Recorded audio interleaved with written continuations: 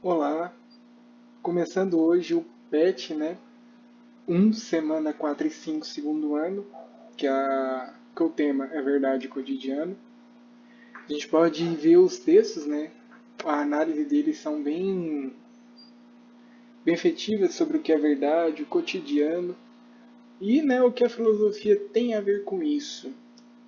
O seu cotidiano é a verdade, verdade para quem? Isso é o que a gente vai ver hoje nesse PET. Começando que é verdade, que está na conformidade com os fatos ou com a realidade, as provas que comprovam a verdade sobre o crime, circunstâncias, objeto ou fato real, realidade. Isso não é verdade. Vamos lá, o que é verdade? Bom, a verdade, ela está aí, né? Claro, se a gente for pegar, ela é oposição à mentira, mas a verdade confirma algo que não necessariamente seja uma verdade para você. Nossa, mas como assim? A gente pode pegar, por exemplo, um, o exemplo do Sol. Se a gente olhar para o Sol, a gente vai perceber, né, que ele é menor que a Terra a olho nu. Porém, a gente sabe, devido à ciência, que o Sol é maior que a Terra.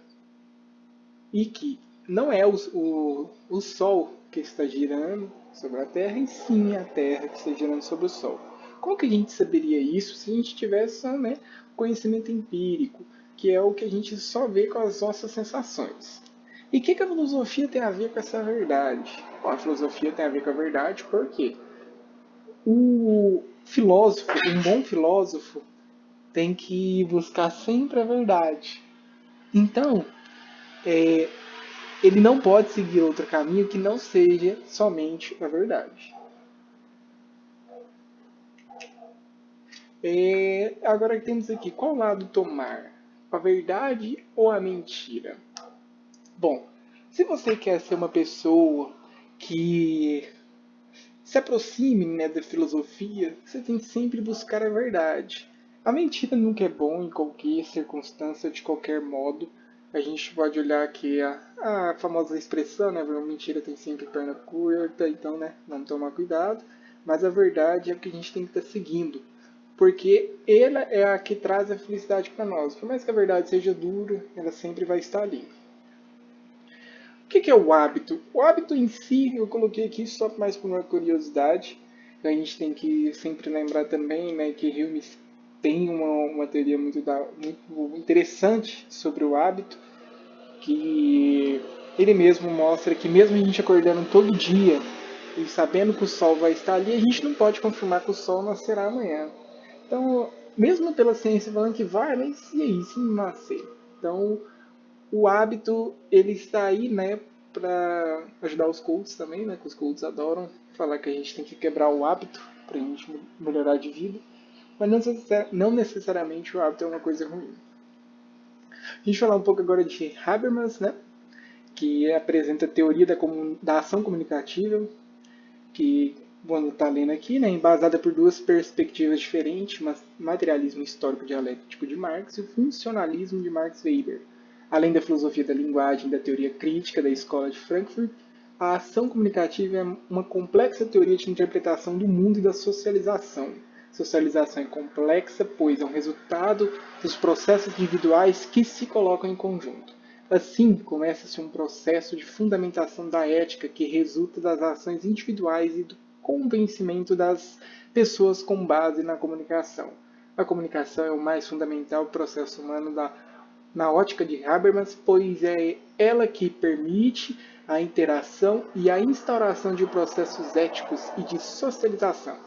A ação comunicativa é um processo de comunicação livre e racional de extrema importância para a consolidação da democracia.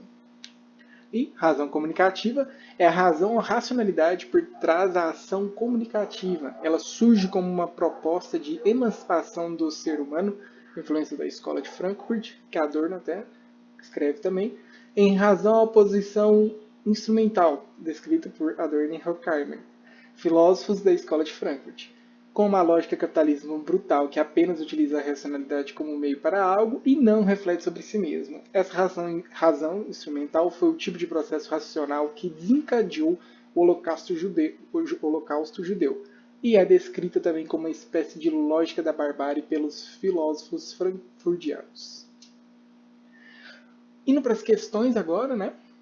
Uma norma só deve pretender validez quando todos que possam ser concernidos por ela cheguem ou possam chegar, enquanto participantes de um discurso prático, a um acordo quanto à validade dessa norma.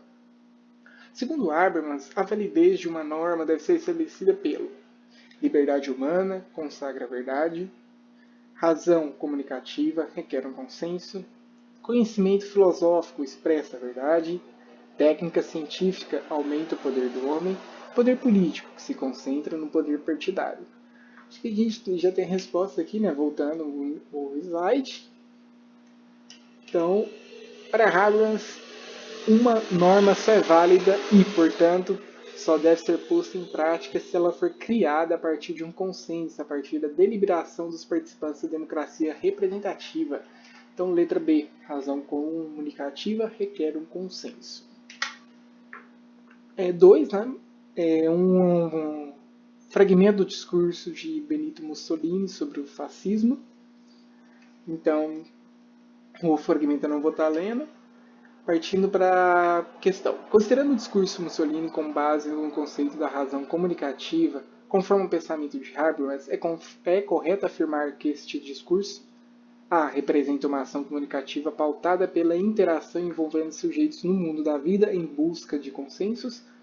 B. Representa uma ação comunicativa pautada pela interação envolvendo sujeitos no mundo da vida em busca de consensos. Confirma a tese. Desculpa. Parece que a B é igual.